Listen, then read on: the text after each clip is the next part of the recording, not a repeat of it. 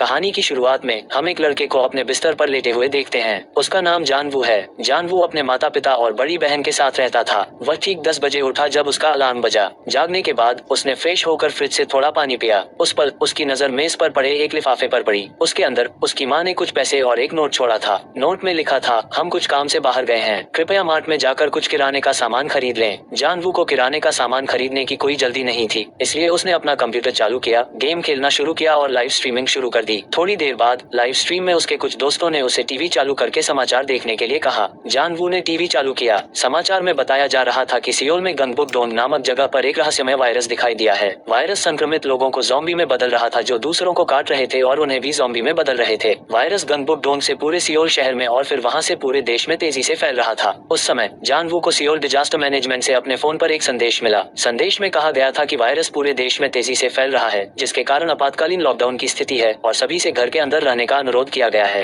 तभी जानवू ने लोगों को बाहर चिल्लाते हुए सुना। उत्सुकतावश वह जांच करने के लिए अपनी बालकनी में गया। बाहर का दृश्य भयावह था। संक्रमित लोग दूसरों का पीछा कर रहे थे और उन्हें काट रहे थे। लोग दहशत में भाग रहे थे, चीख रहे थे। ये देखकर जानवू घबरा गया। उसी समय किसी ने जानवू के अपार्टमेंट का दरवाजा पीटना शुरू कर दिया। जानवू ने धीरे से दरवाजा खोला, ये देखने के लिए कि कौन है। अचानक एक लड़का जानवू के अपार्टमेंट के अंदर घुस आया। वह जानवू का पड़ोसी था। जानवू ने लड़के को अपने अपार्टमेंट से बाहर निकालने की कोशिश की, लेकिन लड़के ने कहा, जब मेरा भाई बाहर से घर आया तो उसने सभी को काटना शुरू कर दिया। मैं मुश्किल से अपनी जान बचाकर यहाँ आया। इसके बावजूद जानवू ने जोर देकर कहा कि वह वहाँ से चला जाए। जब लड़का नहीं माना तो उसने विनती की, कृपया मुझे बस एक बार बाथरूम का उपयोग करने दें और फिर मैं चला जाऊंगा। जानवू ने अनिच्छा से सहमति व्यक्त की। लड़का बाथरूम में चला गया। इस बीच जानवू ने टीवी पर ब्रेकिंग न्यूज देखी, जिसमें कहा गया था कि संक्रमित लोग काटने के बाद कुछ समय तक सामान्य लगते हैं, लेकिन कुछ समय बाद उनका व्यवहार आक्रामक हो जाता है। वे चीखना शुरू कर देते, उनकी आंखों से खून टपकने लगता और वे लाश में बदल जाते, दूसरों पर हमला करते और उन्हें खा जाते। जैसे ही लड़का बाथरूम से बाहर आया, जानवू ने एक चाकू पकड़ा और उसे तुरंत वहां से चले जाने को कहा, लेकिन तब तक लड़का पहले ही संक्रमित हो चुका था।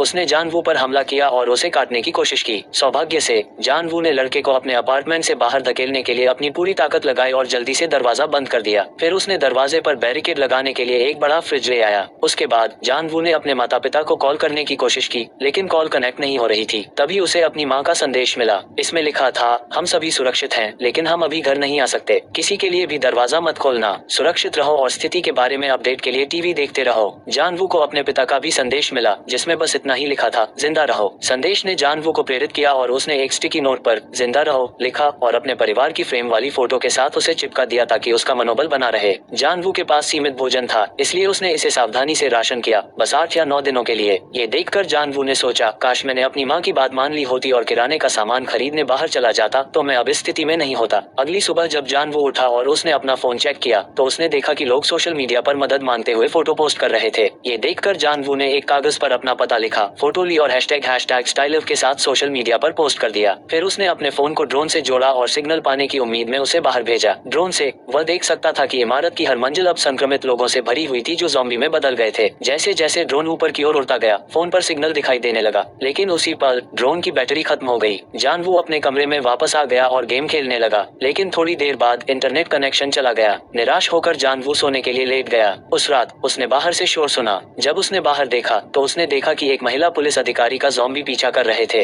अधिकारी भागने की कोशिश करते हुए अपनी बंदूक चला रही थी, लेकिन दुर्भाग्य से उसकी गोलियां खत्म हो गईं। जैसे ही उसने अपनी बंदूक को फिर से लोड किया, ज़ॉम्बी ने उस पर हमला कर दिया और उसे काट लिया। उसकी बंदूक उसके हाथ से गिर गई और कुछ ही पलों में वह भी ज़ॉम्बी में बदल गई। उसी समय जानवू ने अपने अपार्टमेंट के अंदर एक ज़ॉम्बी को देखा, जो फ्रिज के पीछे छिपा हुआ था और उस पर हमला करने के लिए तैयार था। जानवू ने ज़ॉम्बी को रोकने की हर संभव कोशिश की, लेकिन असफल रहा। हताशा में उसने बालकनी से कूदने का नाटक किया। उसका पीछा कर रहा ज़ॉम्बी नीचे गिर गया, जबकि जानवू ने रेलिंग पकड़ ली। वापस चढ़ने के बाद जानवू ने देखा कि ज़ॉम्बी ने फ्रिज को गिरा दिया था, जिससे सारा खाना गिर गया था। ये देखकर वह निराश हो गया और भूखा सो गया। अब तक जानवू 7 दिनों से अपने अपार्टमेंट में फंसा हुआ था। भूख उसे खाए जा रही थी। उसने अपने पिता के प्रीमियम कलेक्शन से शराब की एक बोतल निकाली और टीवी देखते हुए पीना शुरू कर दिया। समाचार में बताया गया कि वायरस केवल रक्त के माध्यम से फैलता है और संक्रमित लोगों की दृष्टि, गंध और सुनने की क्षमता अभी भी बनी हुई है। इसके अलावा संक्रमित होने से पहले उनकी जो भी आदतें थी, वे संक्रमण के बाद भी वैसी ही रहीं। अचानक टीवी पर एक विज्ञापन आया, जिसने जानवू को क्रोधित कर दिया। उसने सोचा, ऐसे मुश्किल समय में भी वे विज्ञापन दिखा रहे हैं। उनमें से एक विज्ञापन नूडल्स का था, जिसने जानवू को आपातकालीन भोजन के आखिरी पैकेट की याद दिला दी, जिसे उसने बचा कर रखा था। कई दिनों में पहली बार नूडल्स खाने के बाद जानवू को स्वर्गीय आनंद का एहसास हुआ, लेकिन फिर उसे एहसास हुआ कि पानी की बोतलें गिर गई थी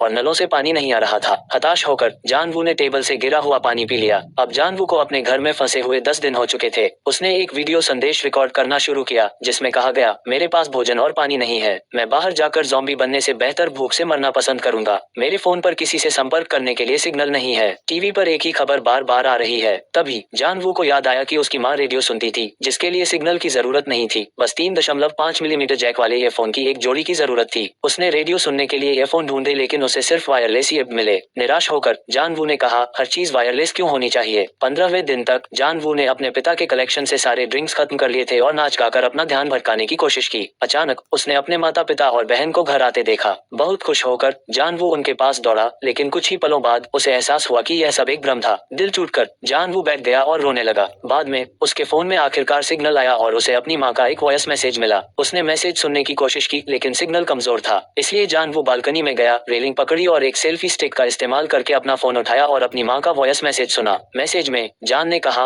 मैं नहीं जानता कि यह सब कैसे हो सकता है। वो की माँ कहती है, हम तुम्हारे पिता के दफ्तर में हैं, लेकिन जल्द ही ज़ॉम्बी वहाँ भी आ गए। जानवू अपने माता पिता की चीखें सुनता है। उसे एहसास होता है कि उन पर भी ज़ॉम्बी ने हमला किया है। ये बात उसे तोड़कर रख देती है। वह रोने लगता है और हताश होकर अपने घर के आसपास की चीजों को तोड़ना शुरू कर देता है। फिर गुस्से में आकर जानवू दरवाजा खोलता है, बाहर निकलता है और एक ज़ॉम्बी को मार देता है। वह एक और को मारने के लिए आगे बढ़ता है लेकिन ज़ॉम्बी का एक झुंड सीधे उसकी ओर बढ़ता हुआ देखता है। ये देखकर वह किसी तरह अपने अपार्टमेंट में वापस भागने में सफल हो जाता है। अब जानवू 20 दिनों से अपने घर के अंदर फंसा हुआ है। एक रात वह सेना को ज़ॉम्बी को मारने के लिए विभिन्न क्षेत्रों में बम गिराते हुए देखता है। इस समय तक जानवू के पास न तो भोजन बचा है और न ही पानी। निराश महसूस करते हुए वह तय करता है कि ज़ॉम्बी का शिकार बनने के बजाय खुद की जान लेना बेहतर है। वह खुद को फांसी लगाने की तैयारी करता है। उसी क्षण सड़क के उस पार की इमारत से कोई व्यक्ति उसे रोकने के लिए लेजर पॉइंटर का उपयोग करता है। उसे अपनी जान न लेने का संकेत देता है। मुश्किल से नीचे उतरने में कामयाब होते हुए जानवू को सामने की इमारत में एक लड़की दूरबीन से उसे देखती हुई दिखाई देती है। उसे देखकर जानवू को उम्मीद की एक किरण महसूस होती है, ये सोचकर कि बचना अभी भी संभव हो सकता है। लड़की उसे अगले दिन सुबह 7 बजे बालकनी में आने का संकेत देती है क्योंकि रात ज़ॉम्बी गतिविधि के कारण बहुत खतरनाक होती है। हम देखते हैं कि लड़की ने भी अपने घर में जीवित रहने के लिए सावधानी बरती है। उसके पास कुछ खाना और पानी बचा है। अगली सुबह वे दोनों अपनी बालकनी में आते हैं। जानवू लड़की से अपना परिचय देने के लिए अपने फोन पर अपना नाम लिखता है। वह अपना परिचय देने के लिए अपने टैबलेट पर अपना नाम किम यूबिन लिखती है। सौभाग्य से उस शाम बारिश होती है और वे दोनों कंटेनरों का उपयोग करके पानी इकट्ठा करते हैं। अगली सुबह 7 बजे वे अपनी बालकनी में वापस आते हैं। भूख से कमजोर जानवू स्पष्ट रूप से परेशान दिखती है। ये देखते हुए किम एक गेंद में कुछ खाना बांधता है और उसे जानवू की इमारत की ओर फेंकता है। हालांकि गेंद कम पड़ जाती है। फिर जानवू अपने ड्रोन का इस्तेमाल करके डोरी को किम की बिल्डिंग में वापस भेजती है। वह डोरी में खाना और पानी से भरा एक बैग बांधती है और उसे जानवू के पास भेजती है। कई दिनों के बाद जानवू को आखिरकार खाना मिलता है और वह बेहद है। उस समय वह देखता है कि एक ज़ॉम्बी उस डोरी पर चढ़ रहा है जिसे किम ने बॉल से बांधा था। ज़ॉम्बी किम के फ्लैट तक पहुंचने की कोशिश करता है। किम ने डोरी को एक टेबल से बांधा था। जब ज़ॉम्बी डोरी को खींचता है तो टेबल घसीटकर किम से टकराती है जिससे वह बेहोश हो जाती है। किम को बचाने के लिए जानवू अपने ड्रोन का इस्तेमाल करके ज़ॉम्बी का ध्यान भटकाता है। हालांकि ज़ॉम्बी ड्रोन को पकड़ लेता है और उसे तोड़ देता है। ज़ॉम्बी किम की बालकनी पर चढ़ने में कामयाब हो जाता है लेकिन सौभाग्य से तब तक किम को होश आ जाता है। किम ज़ॉम्बी का हाथ काट देती है जिससे वह गिरकर मर जाता है। अगले सीन में हम देखते हैं कि जानवू और किम के पास फिर से खाना और पानी खत्म हो रहा है। जानवू हिम्मत जुटाता है और आसपास की बिल्डिंग में सप्लाई की तलाश करने के लिए अपने अपार्टमेंट से बाहर निकलने का फैसला करता है। अपार्टमेंट एक पर्वतारोही का है जहां जानवू को भोजन, पानी और यहाँ तक कि वॉकी टॉकी भी मिलती है। वह रस्सी का उपयोग करके किम को आपूर्ति और वॉकी टॉकी बेचता है जिससे वे संवाद कर पाते हैं। जानवू उसे बचाने के लिए किम को धन्यवाद देता है जिस पर किम जवाब देता है, मैंने तुम्हें नहीं बचाया, तुम ही वह हो जो जीवित रहना चाहता था। जैसे जैसे वे बातचीत करते हैं वे अपनी कहानियां साझा करते हैं और एक दूसरे से जुड़ते हैं। दिन बीतते हैं और उन्हें एहसास होता है कि ज़ॉम्बी कभी भी उनके अपार्टमेंट में घुस सकते हैं। वे फंसकर न रहने और बचने का एक आखिरी प्रयास करने का फैसला करते हैं। किम अपनी दूरबीन का उपयोग करती है और देखती है कि जानवू की इमारत की 8वीं मंजिल खाली है और कोई ज़ॉम्बी नहीं है। वे वहां जाने और अपने अपार्टमेंट छोड़ने की तैयारी करने का फैसला करते हैं। किम अपना सामान पैक करती है, एक कुल्हाड़ी पकड़ती है और अपनी बालकनी से नीचे उतरने के लिए रस्सी का उपयोग करती है। किम अपनी कुल्हाड़ी से ज़ॉम्बी को काटते हुए आगे बढ़ना शुरू करती है। जानवू किम की बहादुरी से हैरान है। किम को एक महिला अधिकारी की बंदूक भी मिलती है। उसी समय ज़ॉम्बी उसे पकड़ लेते हैं और उसे काटने की कोशिश करते हैं। सौभाग्य से जानवू ठीक समय पर पहुंच जाती है। साथ में वे ज़ॉम्बी से लड़ते हैं और 8वीं मंजिल तक पहुंचने में कामयाब होते हैं। हालांकि कुछ ज़ॉम्बी पहले ही 8वीं मंजिल पर पहुंच चुके हैं और उन पर हमला करना शुरू कर देते हैं। सौभाग्य से एक आदमी प्रकट होता है और उन दोनों को बचाता है, उन्हें अपने अपार्टमेंट में ले जाता है। अंदर आदमी उन्हें भोजन और पानी देता है और कहता है, आप बचाव दल के आने तक यहाँ रह सकते हैं। ये सुनकर कि बचाव दल रास्ते में है, जान